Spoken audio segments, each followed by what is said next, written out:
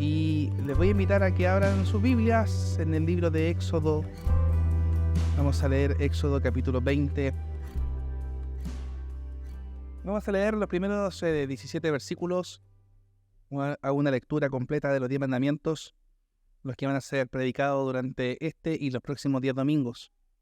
Un domingo por cada mandamiento, partiendo hoy como texto introductorio los versículos 1 y 2, y luego vamos a dar lectura a los versículos 1 al 17, ¿ya? Dice así la palabra del Señor.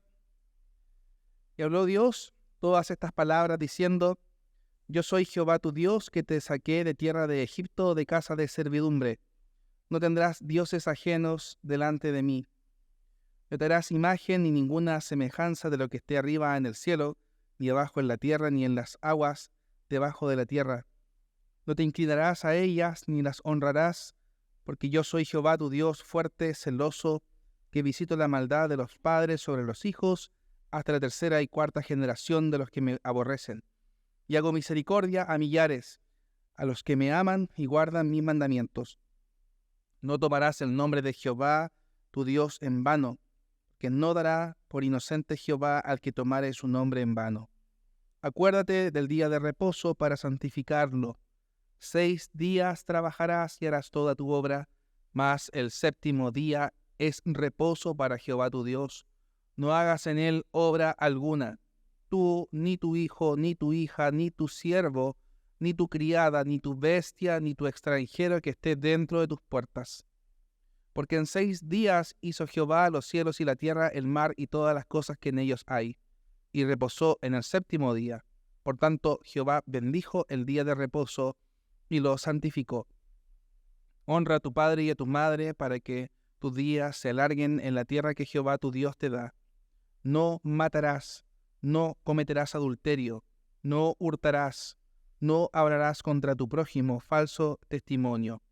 No codiciarás la casa de tu prójimo, no codiciarás la mujer de tu prójimo, ni su siervo, ni su criada, ni su buey, ni su asno, ni cosa alguna de tu prójimo. Les invito a que oremos al Señor.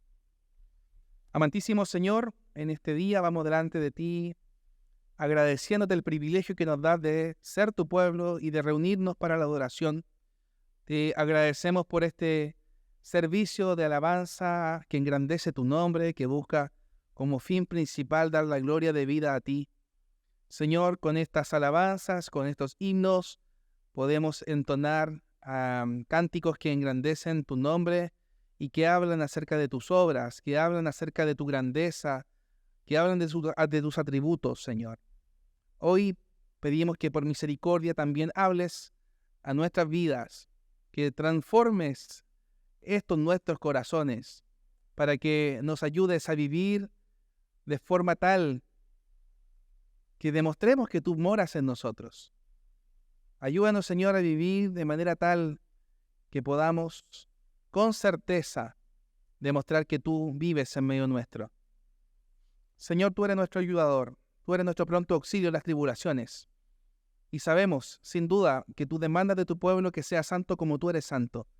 Y te pedimos, Señor, que nos ayudes a ser un pueblo santo, a que en primer lugar santifiques, Señor, nuestro corazón, que también santifiques nuestros pensamientos, que cautives nuestra mente para pensar de la forma en que a ti te agrada, de una manera completamente dependiente de ti, dependiente solo de ti y no de nosotros. Señor, te pedimos que tú, mientras se predica tu palabra, transformes, Señor, nuestro orgullo, transformes toda altivez del corazón en una verdadera humillación delante de tu palabra, para que tú, renovando el corazón, nos hagas aptos, Señor, para toda buena obra. Te damos gracias, Señor, por este tiempo. Te pedimos, Señor, que tú hables a nuestras vidas. Oramos en el nombre de Jesús. Amén. Amén. Hoy quisiera puntualizar los primeros 2 versículos de la lectura y lo vamos a volver a leer, solo 1 y 2. Dice: Y habló Dios todas estas palabras diciendo: Yo soy Jehová tu Dios, que te saqué de la tierra de Egipto, de casa de servidumbre. Esos 2 versículos nos dan cuenta hoy de la profundidad de la forma en que Dios se relaciona con su pueblo. Y es por eso que he titulado este sermón como un Dios de pacto. Y es de esa manera como Dios se relaciona con Israel para presentarle sus preceptos, sus leyes. Bueno, hay un estudio, o según el estudio del Observatorio de Comercio Ilícito en Chile, el daño a las redes de telecomunicaciones provocado por el delito de robo de cables de cobre es hoy día uno de los flagelos delictuales con mayores consecuencias para las actividades que las personas desarrollan, para las actividades que las empresas e instituciones también día a día desarrollan en el país. Se ha comprobado el incremento ya no solamente de individuos particulares, sino de bandas criminales que cortan y reducen los cables con el objetivo de extraer cobre para luego comercializarlo como supuesta chatarra y finalmente exportarlo con ganancias millonarias. Este tipo de robos provoca muchos problemas. Desde el punto de vista delictual, varios, pero desazones, accidentes por mal funcionamiento también de semáforos, etcétera, ¿no? Andar por calles atestadas de tráfico y por autopistas donde los vehículos corren a una gran velocidad y no tener semáforos o alguna señalética en el camino, sin duda que envuelve complicaciones tremendas, es casi aterrador. ¿Qué sería de la vida en las grandes capitales del mundo como Santiago si no hubiera una señal indicadora del camino o algún cartel señalizador? Uno, literalmente, en una ciudad grande como esta, no sabría por dónde caminar. ¿Qué tal una ciudad que no indicara si una calle de doble vía o de una sola vía, si se debe correr a 30 kilómetros por hora o a 100 kilómetros por hora, si tal localidad está a la derecha o a la izquierda de la ruta? Quienes han transitado por Costanera Norte sabrán que hay salidas para la derecha y salidas para la izquierda. Y si usted no está precavido, cualquier cruce inesperado puede provocar tremendos accidentes. Y los accidentes en la hora de la mañana, de mayor tráfico, generan tacos pero impresionantes en la ciudad. La confusión y aún la muerte se adueñarían, hermanos, de la ciudad si no tuviésemos estas señaléticas o estos semáforos que de alguna forma reducen estas complicaciones. Ahora, ¿qué sería de la humanidad si Dios no hubiera puesto señales indicadoras para poder guiarla? Se sabe que nuestro cuerpo nos envía señales de alarma cuando algún órgano está enfermándose. Así hay grados de fiebre mayor o menor que dan cuenta de algún virus, de alguna enfermedad. Un sudor nocturno, una palpitación del corazón, un dolor aquí, un dolor allá, son señales de peligro que el cuerpo manda antes que ocurra algo que puede ser irreparable. Están los infartos y están los preinfartos. Y eso es una señal de alerta.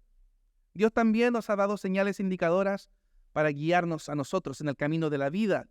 Y los 10 mandamientos son una de esas señales más importantes y para nosotros más firmes en la vida. ¿Estamos violando o ignorando algunos de los 10 mandamientos? ¿Creemos ser más sabios que Dios en administrar esos mandamientos diciendo, este sí, este no? Cuidado, de ser así vamos rumbo a un desastroso accidente en nuestra vida. Los mandamientos del Señor en los 10 mandamientos, los proverbios, las parábolas y las historias de la Biblia son señales externas que Dios nos ha dado a nosotros para regir nuestro caminar, pero también nos ha dado una señal interna, la conciencia que el Señor nos da a nosotros, que nos advierte de nuestros malos pasos. Son aquellas cosas que nadie más puede ver, pero que solamente Dios sabe y conoce muy bien. Cristo mismo es la señal por excelencia para nosotros. Sea Cristo Jesús entonces nuestro Señor y Salvador, y sea su palabra, solamente ella, nuestra guía, porque solo así vamos a poder caminar seguros. Una de las indicaciones de nuestra iglesia es que es un organismo compuesto por iglesias distintas que dice que se someten a la palabra de Dios, Antiguo y Nuevo Testamento, como única regla de fe y de práctica. Si decimos eso y declaramos eso como iglesia presbiteriana, es para que la vivamos y digamos, la palabra es nuestra guía. La palabra del Señor es la que nos rige y no solo la libre y simple conciencia. Ahora, ¿por qué enseñar de los 10 mandamientos? ¿Por qué nosotros hoy día comenzamos una serie sobre los 10 mandamientos? Entonces uno y tomo agua yo. ¿Me pasa una vez? Yo también, pero ¿por qué hablamos de esto? Uno podría decir, a lo antiguo decían, ¿no? Para que el Señor trabaje el corazón de este, que yo sé que hizo esto, y el otro hizo lo otro, ¿no? Y como que si esto consistiera en dar palos a la gente para que se vuelva al Señor. Quiero decirle a mis hermanos que antes que todo, predicar de los 10 mandamientos nos produce a nosotros una gran introspección, un análisis debido respecto de cómo los que predicamos estamos viviendo nuestra propia vida. Porque está bien sabido en Chile que el cura gatica es el que predica y no practica. Es fácil decir, hermanos, hagan esto, y uno hacer lo contrario. Por eso es tan difícil, porque este mensaje primero se predica al predicador. Y uno, en el espejo, se da cuenta de cuán miserable es y de cuán pecador es.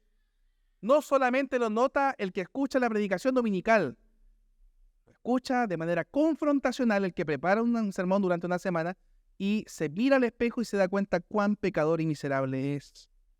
Por eso hoy, si somos salvos, ¿podemos entonces obedecer la ley de Dios?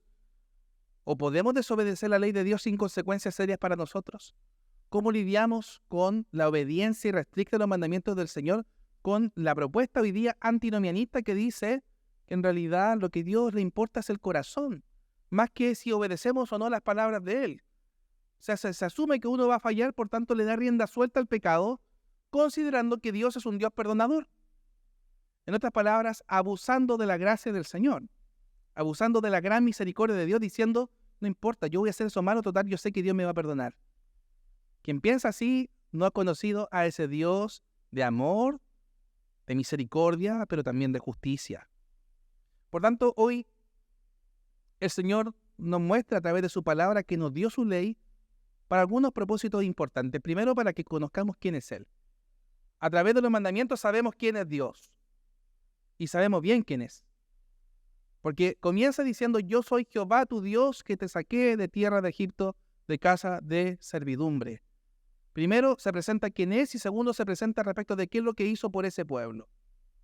En segundo, aparte de mostrarnos quién es Dios, nos muestra quiénes somos nosotros. Esta descripción de que somos pecadores está absolutamente demarcada en una definición de mandamientos. ¿Por qué? Porque si no hubiese mandamiento, no hubiese transgresión de mandamiento. Tercero, para mostrar a Jesucristo. Jesús es el Cristo, es el único capaz de cumplir cabal y completamente la ley. Y es solo a través de su vida, de su muerte y de su sacrificio el que nosotros podamos ser declarados justos. No hay justicia por capacidad personal, individual. No hay justicia por obediencia humana a la ley. Hay justicia por imputación de la obra de Cristo al corazón y la vida del creyente. Por lo que Él hizo y no por lo que nosotros hagamos. Nosotros en consecuencia vivimos para la gloria de Dios por lo que Él hizo por nosotros. Y último, para mostrar cómo viven los que son salvos por la gracia de Dios. Si el creyente, el que es salvo en Cristo, una nueva criatura es, ¿cierto? Preguntar si yo deseo agradar al que me salvó, al que tanto me amó, que dio su vida por mí, bueno, ¿cómo lo hago? ¿Cómo lo hago para agradar al Señor? La respuesta de Dios es, no tendrás dioses ajenos delante de mí, guardarás el día de reposo. ¿Cómo yo sé que puedo hacer la voluntad del Señor? No adultere. ¿Cómo yo sé que puedo? No mate.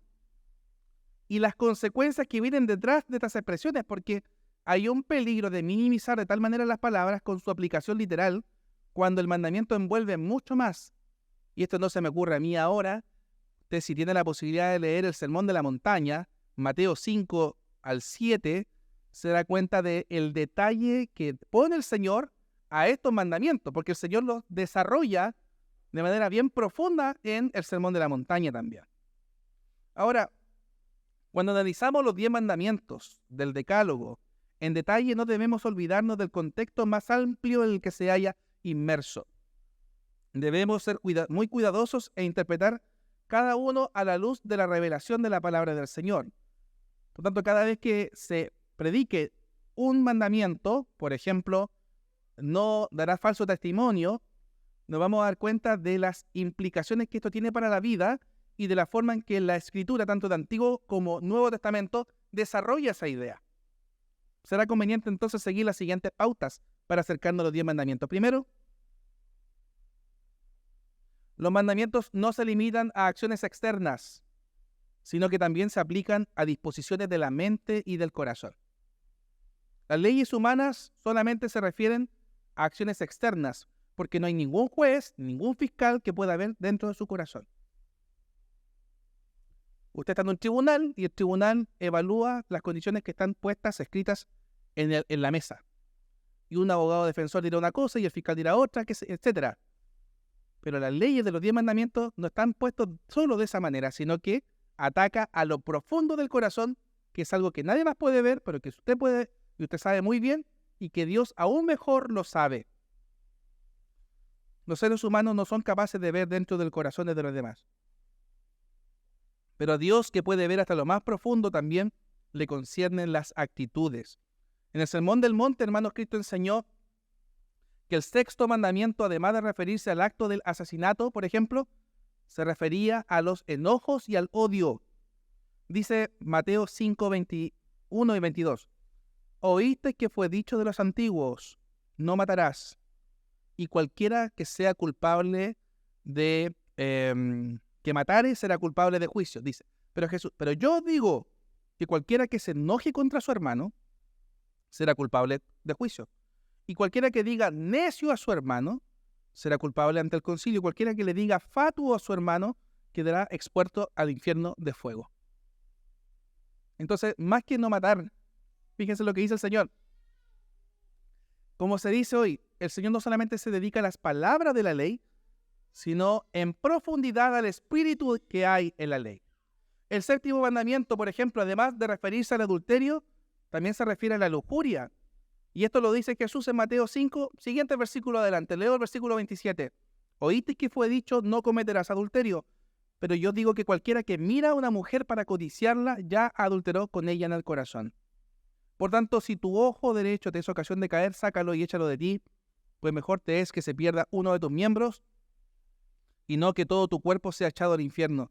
Y si tu mano derecha te es ocasión de caer, córtala y échala de ti, pues mejor te es que se pierda uno de tus miembros y no que todo tu cuerpo sea echado al infierno.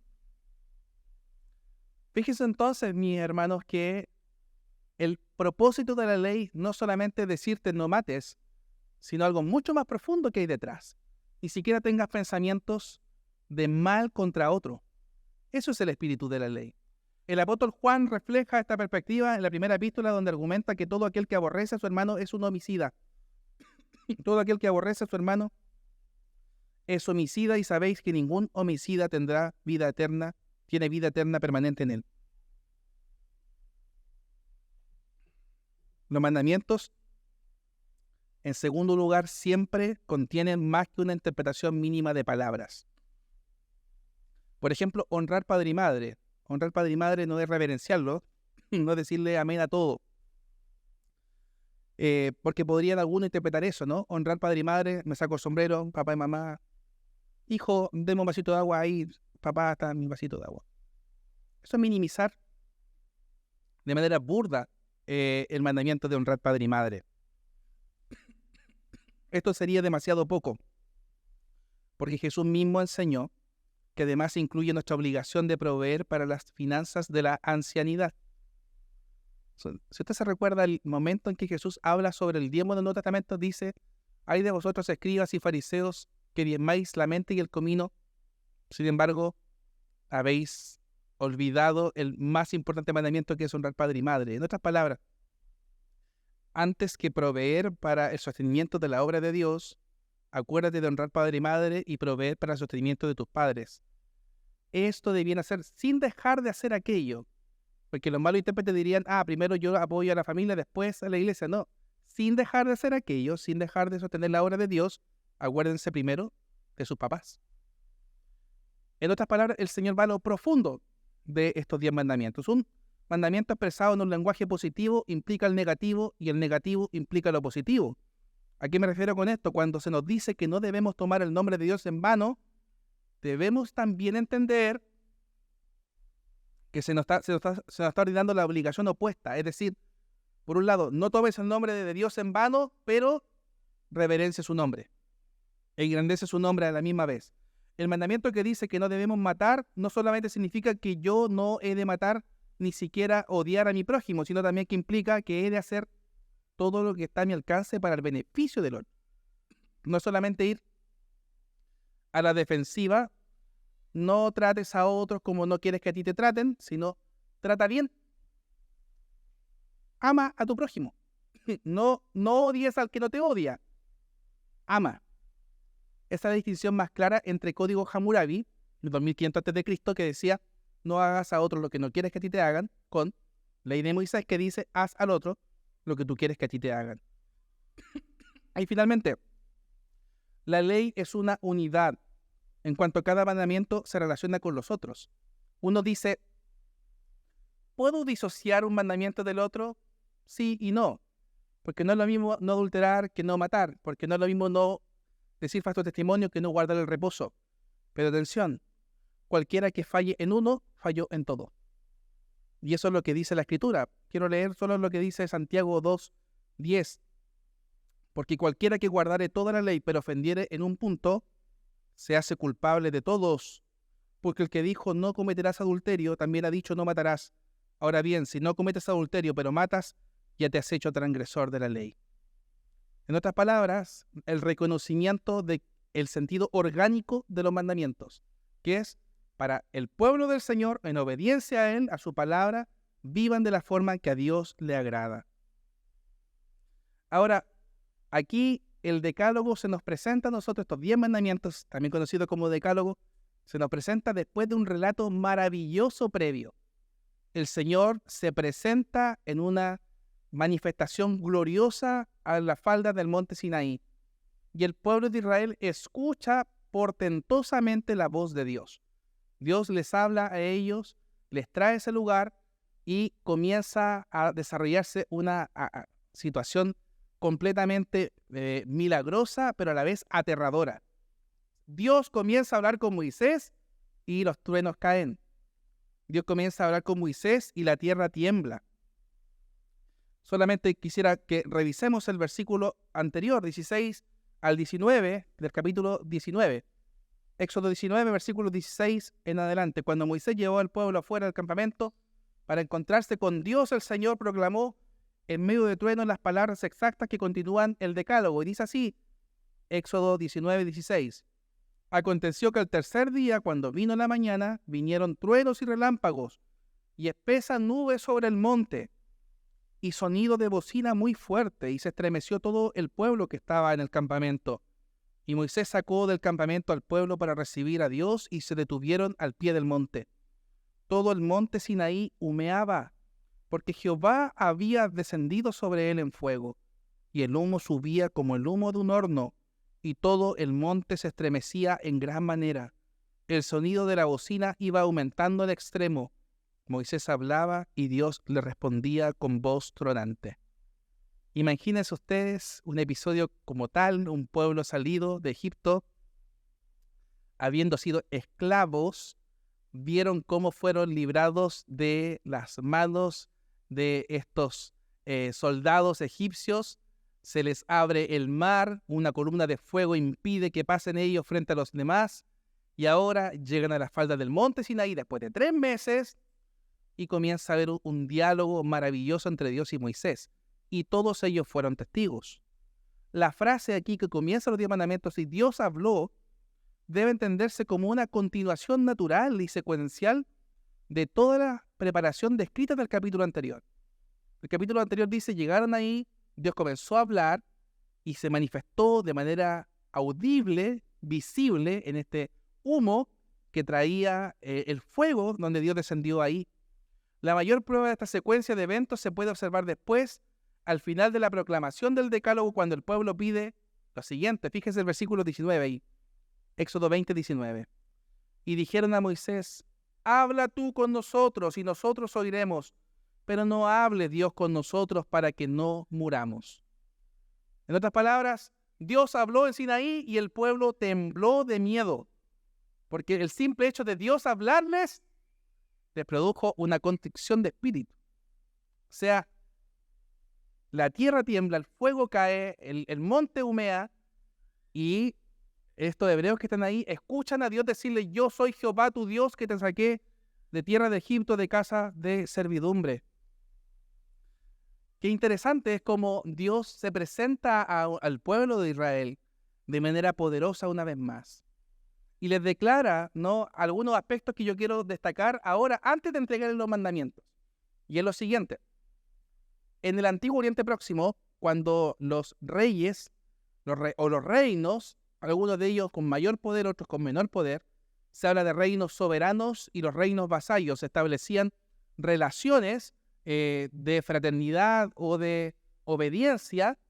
Siempre estaba demarcado ese compromiso, entendido como pacto o alianza, en las siguientes descripciones. Primero, un principio fundamental histórico sobre el cual se desarrolla dicho compromiso o dicho pacto.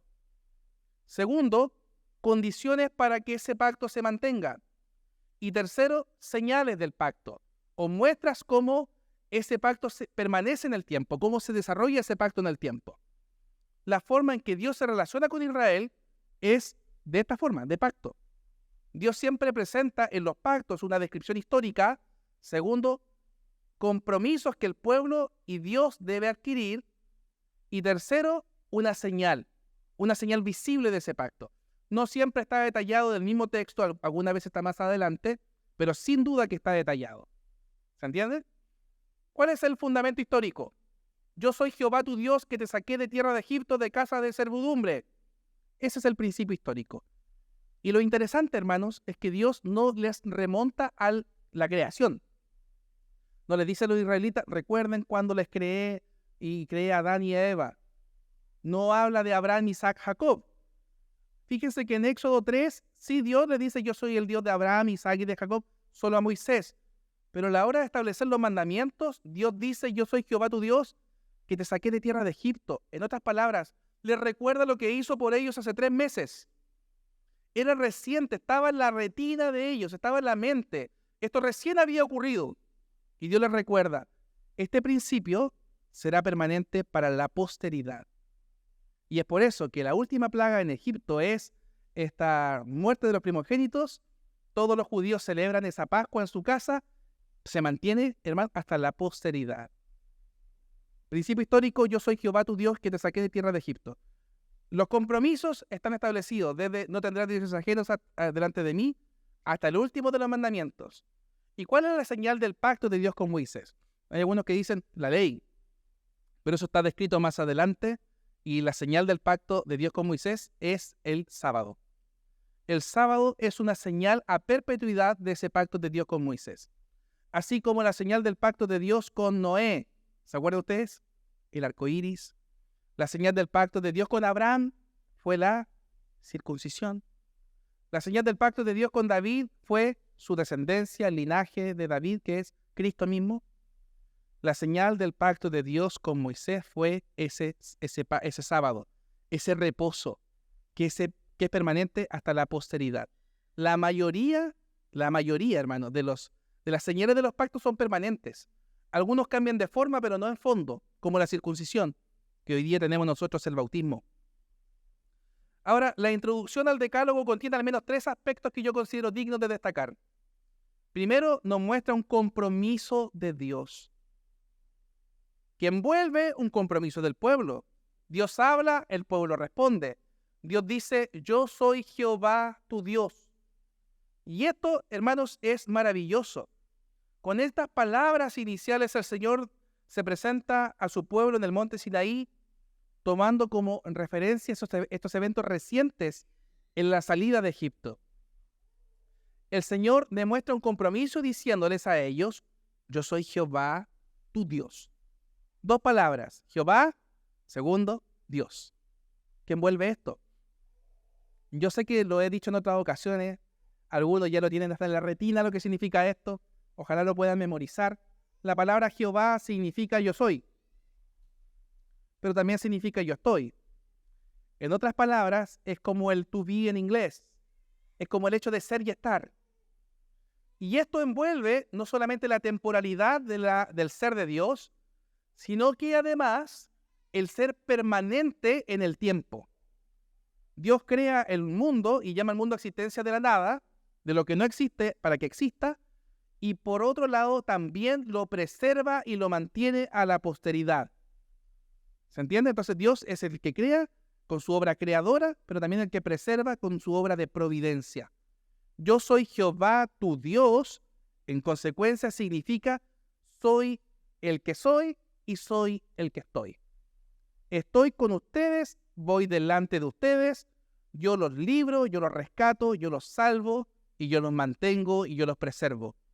Pero esto conlleva acciones y consecuencias que ustedes en el tiempo deben cumplir. Por tanto, esta idea de ser no es como nosotros hoy día nos presentamos. Hola, ¿qué tal? Yo soy Sebastián. Hola, yo soy Carlos.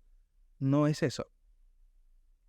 La idea de Dios ser el que es como nombre define una disposición de su ser, su propia naturaleza, habla de sus atributos y habla de sus obras. Dios es el que es porque es el que va delante de su pueblo y es el que establece una relación de pacto con su pueblo. Por lo tanto, no hay ninguna definición respecto de lo que deben hacer y lo que no deben hacer sin antes Él presentarse delante de ellos como su Dios. Yo los creo y yo los mantengo.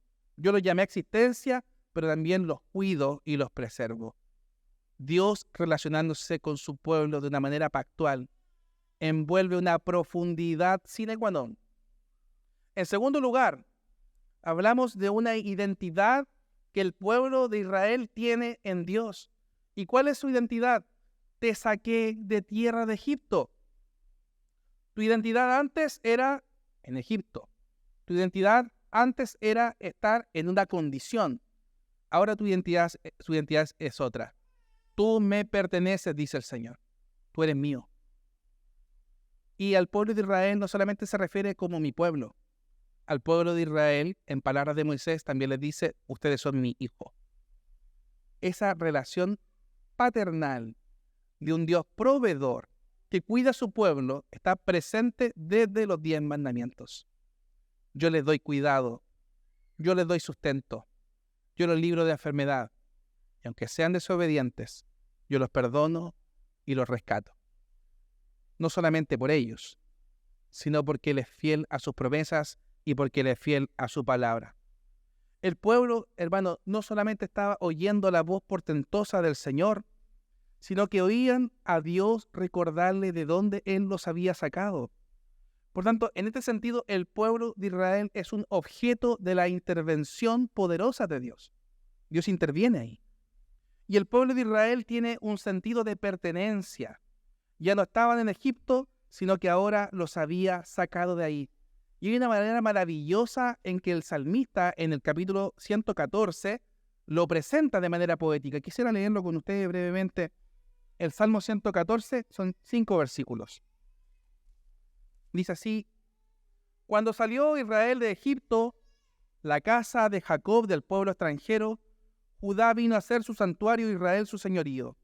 El mar lo vio y huyó, el Jordán se volvió atrás. Los montes saltaron como carneros, los collados como corderitos. ¿Qué tuviste, oh mar, qué oíste? Y tú, oh Jordán, que te volviste atrás, oh montes, ¿por qué saltasteis como carneros y vosotros collados como corderitos? A la presencia de Jehová tiembla la tierra, a la presencia del Dios de Jacob, el cual cambió la peña en estanque de aguas y en fuente de aguas, la roca. Citando literalmente esta experiencia de Israel en Éxodo 20, como también en Números, cuando Dios proveía de agua en el desierto a través de una roca. Qué cosa más interesante, ¿no? Dios transforma su antigua identidad de estar en Egipto a una identidad nueva, una promesa de llegar a una tierra prometida. Y finalmente, aparte del compromiso que Dios nos da y la identidad que el pueblo de Israel en primera instancia tiene en Dios, también encontramos una verdadera libertad o un sentido de verdadera libertad. Finalmente dice el texto, los saqué de casa de servidumbre. El Señor liberta a Israel de la esclavitud, los liberta de la hostilidad y los liberta de la desesperanza y de la desesperación. Hermanos, ellos no eran trabajadores apatronados. Ni el peor trato que hasta el día de hoy se da a un empleado es el que tenían los israelitas en Egipto. Ellos eran esclavos y eran tratados como esclavos. Ellos no tenían dignidad y Dios les dio dignidad. Ellos no tenían esperanza y Dios transformó su esperanza. El diccionario define en parte la palabra libertad de la siguiente manera: estado opuesto a la servidumbre. Hermano, ¿qué descripción más pura es esta? El estado contrario a la servidumbre es la libertad. ¿Querrá eso decir estado opuesto a cualquier servidumbre o a cualquier esclavitud? La respuesta a esto es sí, a cualquier esclavitud. Los judíos estaban esclavos en Egipto. No tenían posibilidad de decidir su destino.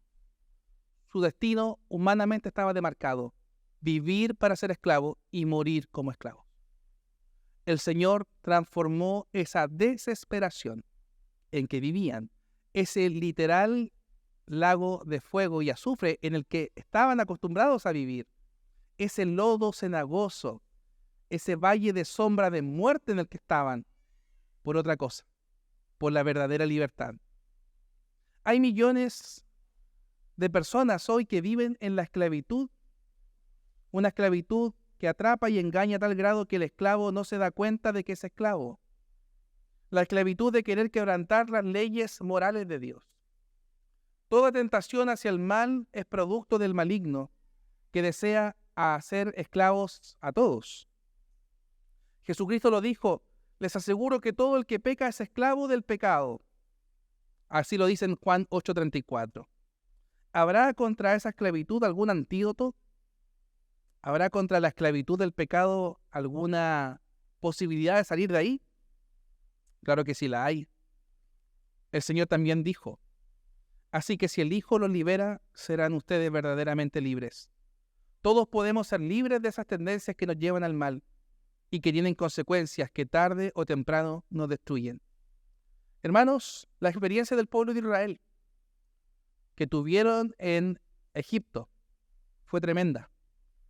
La experiencia que tuvieron saliendo de Egipto fue aún más tremenda. Y aunque ellos vieron los milagros del Señor, cómo envió plagas para sacarlos de ahí, cómo abrió un mar y pasaron en seco, cómo les habló poderosamente en el monte, aún así desobedecieron y quebrantaron las leyes del Señor. Hermanos, hoy es el día en que Dios nos recuerda que no somos nosotros los que nos comprometimos con Él, que es Él el que estableció un pacto con nosotros. Es Él el que nos declara ser su pueblo. Es Él el que te dice: tú eres mi hijo. Es Él el que en ese compromiso te dice: voy delante de ti y te sostengo de la mano derecha, como dice Isaías. En otras palabras, es el Dios de antes, el Dios de los israelitas, el que está aquí hoy presente y que nos dice: yo soy un Dios que establece un pacto contigo. Ese mismo Dios transforma la identidad antigua, que era estar en un lugar de esclavitud, a un nuevo nombre, a lavar vestiduras, a limpiarnos de nuestra antigua manera de vivir, a entender que antes éramos otros y que en Cristo tenemos una nueva identidad. De modo que si alguno está en Cristo, dice Pablo, nueva criatura es. Esa para nosotros es nuestra nueva identidad. Y también a caminar en verdadera libertad. La libertad que no es libertinaje. La libertad que es solo la que Cristo da, con un demarcamiento claro de mandamientos y leyes, de las cuales vamos a profundizar esta próxima semana. Pero esta idea de decir: hace esto y no haz lo otro, no es para otra cosa que nuestro propio bien, nunca nuestro mal, nuestro propio bien y sobre todo la gloria de Dios. Oremos al Señor. Amantísimo Señor, hoy te damos gracias porque podemos conocerte más a través de tu palabra. Gracias te damos por tus mandamientos con los que nos enseñas a vivir y porque en ellos podemos encontrar la forma en que como tu pueblo debemos agradarte. Te pedimos, Señor, que nos ayudes a caminar en rectitud y en justicia, a que seas tú, Señor, obrando en nosotros, a que tú nos ayudes, Señor, a humillar nuestro corazón y nuestra mente, para que todo lo que hagamos y que digamos engrandezca tu nombre. Señor, te pedimos hoy que nos ayudes a ser librados de toda idolatría, de todo aquello que no busque tu gloria, de todo aquello que busque el bienestar personal antes que tu gloria. Señor, tú nos amas con tal amor que diste tu vida por nosotros, que quieres lo mejor para tu pueblo. Señor, quieres manifestarnos a nosotros tu voluntad buena, agradable y perfecta. Pero a veces posicionamos, Señor, nuestro bienestar, nuestra disposición, nuestra actitud por sobre tu voluntad.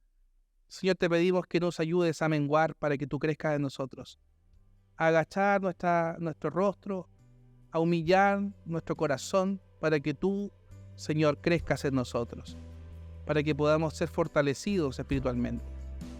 Oramos, Señor, para que tú sigas obrando en nosotros y que esta serie de predicaciones sean de impacto en la vida de mis hermanos, en la vida de esta iglesia. Oramos en el nombre de Jesús. Amén.